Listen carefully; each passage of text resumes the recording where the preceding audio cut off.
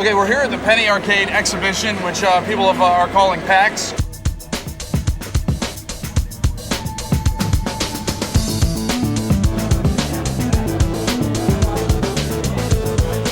I've been walking around the show, I've been talking to people that were big fans of Dungeon Siege 1. Dungeon Siege 1 was a terrific game, and we worked very hard on it. But Dungeon Siege 2 wasn't just about GPG making a game that just got us excited. It's about getting our fans excited, about delivering on promises to them, to give them what they want. So it's critical that we look at them, watch them play.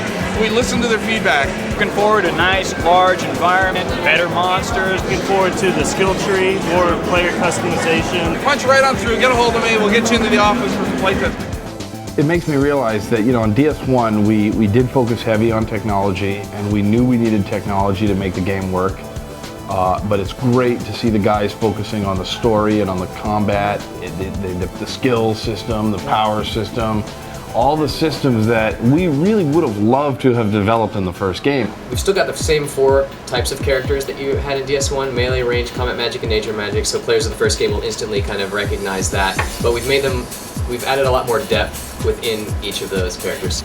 So on Dungeon Siege 2, we pretty much had a clean slate to be able to really get in there and kind of listen to fans and see what people wanted. The biggest things we wanted to do is we wanted to make the game more compelling. We wanted to give it a better story. The combat more engaged, so you had more choices and things to do. And You're just gonna gloss on story just like that?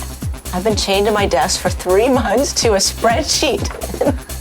Just one so Sarah's done a little bit of work on the story, I guess. It's important to find a good balance between story and gameplay. We wanted to make sure that there was plenty of action to whet the appetites of the gamer who just wants to get out there.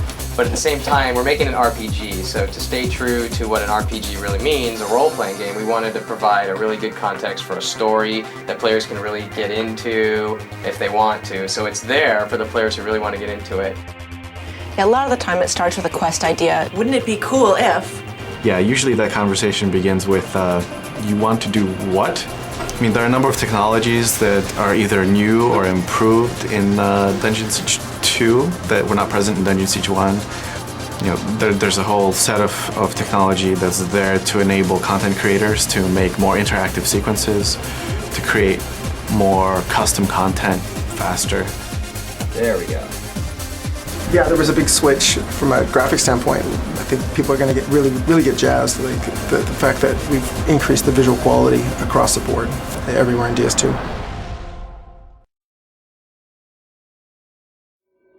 So the vision for DS2, we wanted an evolution in terms of the look. We were pushing for something a little more gritty.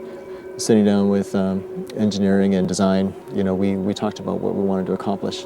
Where is it heading visually? Kevin Pun is our art lead, and he's an amazing artist, and he does a fantastic job carrying out the vision of Dungeon Siege. Just really excited about the project so far. We want to have even lusher environments, kind of like a much more epic feel. We have a lot of artistic freedom to do what we like. I do a lot of the character design along with Scott. First, we start off with a basic drawing. Usually, we'll do a concept sketch of the character we're going to model. I usually scan them into the computer. It's basically the blueprint for the character. And from this blueprint, we can start painting on this bitmap. Well, this is basically the final model or mesh of the character I generated, but eventually I end up with something like this. Right here I have the mesh of the character, which is what you'll see in the game. The rig is what we actually animate to deform this mesh and to get the engine to see. This is all done over time, and it's basically just moving and translating these bones to get the desired effect or desired look we want. I just like making things move, trying to get as much character as I can in there. I'm a character artist. I work on a player character doing armors. I start off with a 2D sketch so that either myself or one of the other artists on the team can actually make textures for the models in the game. character. Rewards for player characters are a big deal, and the armors, things that the character wears are a really big deal. It's exciting to look at your character being cool. This is what we gets handed down to us from design. We go into a 3D program and actually design it. It's just a wireframe made of polygons. Once we're happy with that, it gets to a point where we actually put the artwork on. And then lighting gets added to it and atmospheric effects like fog and light beams, as you can see there. And then all the foliage, and then of course the monsters. You want them immersed in the environment. You want them to really be absorbed and believe it.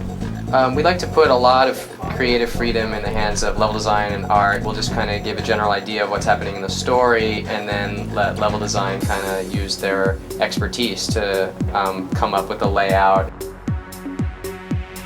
This is Chris Burns. He's a level designer. He's going to show the process of getting nodes into the game and working with them in the level editor. All right, well, we received the assets from the art department, which include nodes, which are the basic building blocks of the world. We build the world in these chunks, but it's actually made out of all of these snap-together blocks. And we can manipulate these to form pretty much any kind of terrain feature we can imagine. It's actually fairly simple geometry that over the top we use DirectX 9 shaders with normal maps. And it's basically a layered process where we take 2 or 3 normal maps and scroll them over each other, and it then gives, through the shader, gives the effect of light reflecting through water.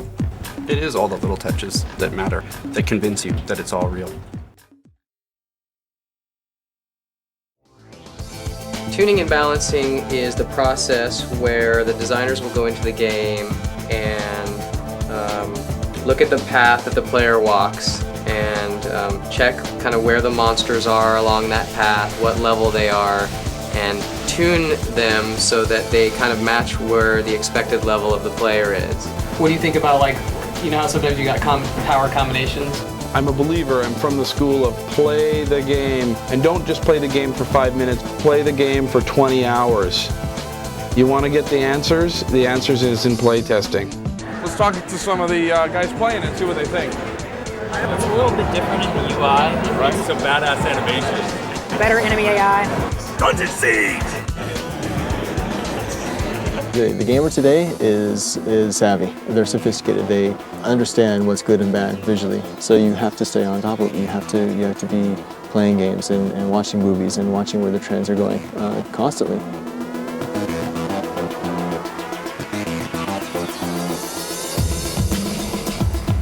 E3 is the largest trade show for interactive entertainment in the world, and it is the place to be if you want to announce a game, because just about every press representative is going to be there. So, you know, from print, web, TV, they're all going to be there. But essentially what happens is somebody like Chris Taylor is in there in a situation where he's either one-on-one with a high-level press person, or maybe a one-to-many type of situation, where he's generally giving them a demo of the game and then taking your Q&A. The Dungeon Siege franchise is all about action-based party combat. It's a really good opportunity for the development team to kind of show what they have already to the public and get some feedback. We can just see reactions from people. Good times. I'm always impressed with everyone who goes to E3 and puts in just all the effort, because it is just a lot of work. And a lot of these people who are working the show are artists or testers or designers, and they're not necessarily used to this type of environment or this type of development, and it's just amazing what they can do.